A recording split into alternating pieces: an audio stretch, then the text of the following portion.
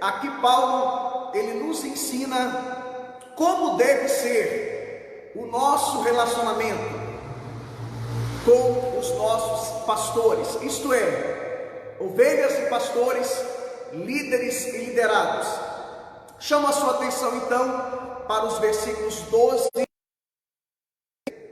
Agora vos rogamos, irmãos, que acateis com apreço os que trabalham entre vós e os que vos presidem no Senhor, admoestam, e que o tenhais com amor em máxima consideração, por causa do trabalho que realizam.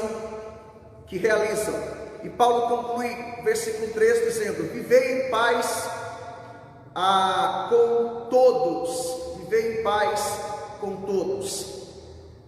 Note você que Paulo aqui nos versículos 12 e 13, ele trata dessa questão, como deve ser o relacionamento entre pastores e ovelhas, líderes e liderados.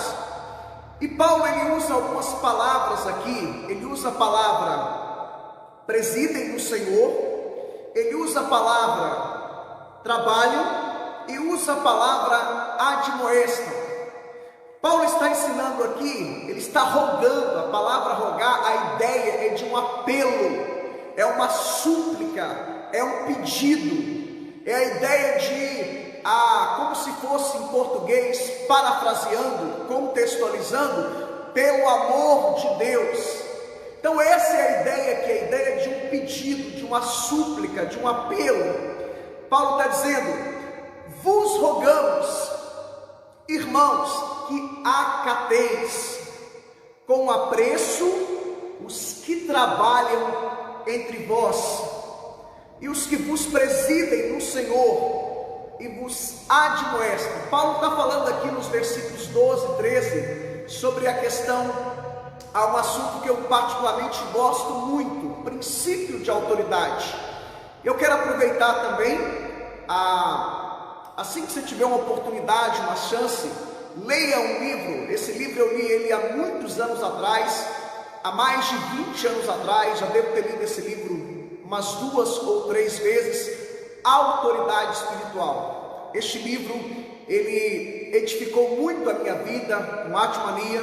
Esse livro abençoou muito a minha vida. E Paulo aqui, agora sim voltando à mensagem, Paulo ensina aqui aos cristãos de Tessalônica sobre a questão da submissão às autoridades constituídas por Deus dentro de um contexto eclesiástico, isto é, dentro do contexto de igreja.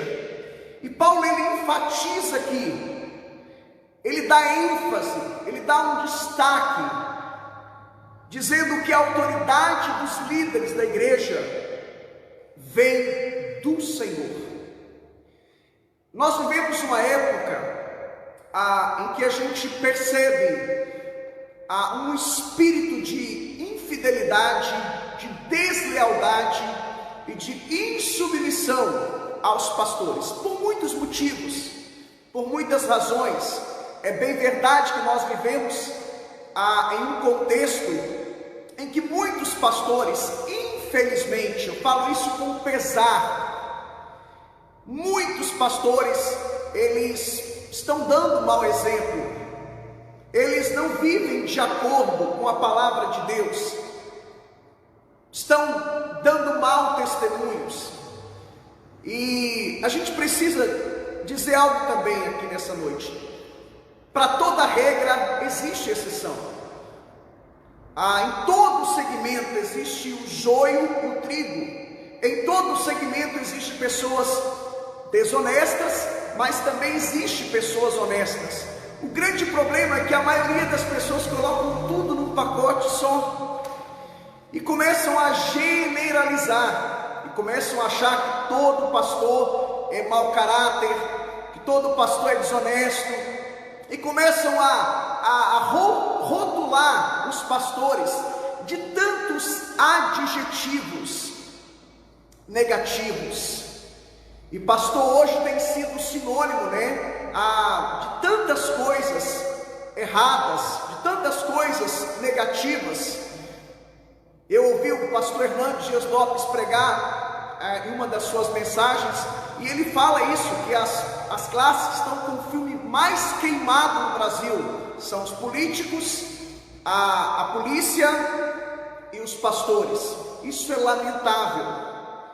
Eu falo isso com pesar, mas é preciso salientar nessa noite que para toda regra há exceção. Existem pastores desonestos? Sim. Existem pastores que estão dando mau exemplo? Sim, é fato. Existem falsos, eu chamaria esses pastores de falsos pastores, que na verdade só querem a lã da ovelha, a gordura da ovelha, o leite da ovelha, a carne da ovelha. Infelizmente, é uma triste realidade. Na verdade, esses pastores são lobos vestidos de ovelhas, são falsos profetas. Mas em relação a estes, no devido tempo, no tempo de Deus, no Kairos de Deus, eles receberão o justo julgamento do Senhor. Então Paulo aqui no verso 12 e no verso 13, ele trata dessa questão. Se o seu pastor é um pastor sério, se a sua igreja é uma igreja bíblica, honre o seu pastor, respeite o seu pastor, obedeça ao seu pastor, seja submisso ao seu pastor, seja leal ao seu pastor, seja fiel ao seu pastor, porque infelizmente o que eu vou lhe dizer aqui é uma triste realidade. Se a sua igreja é bíblica, se o seu pastor é um homem sério, isso que deveria ser uma regra, virou uma exceção, infelizmente. Infelizmente eu estou pastoreando há mais de 20 anos, para a glória de Deus e pela graça de Deus.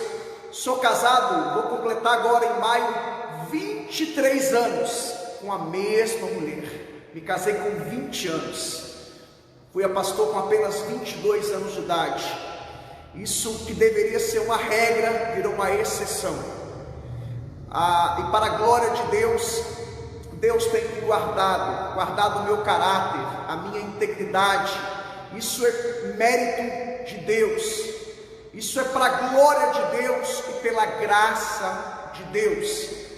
Para a glória de Deus, eu sou ficha limpa, para a glória de Deus, repito.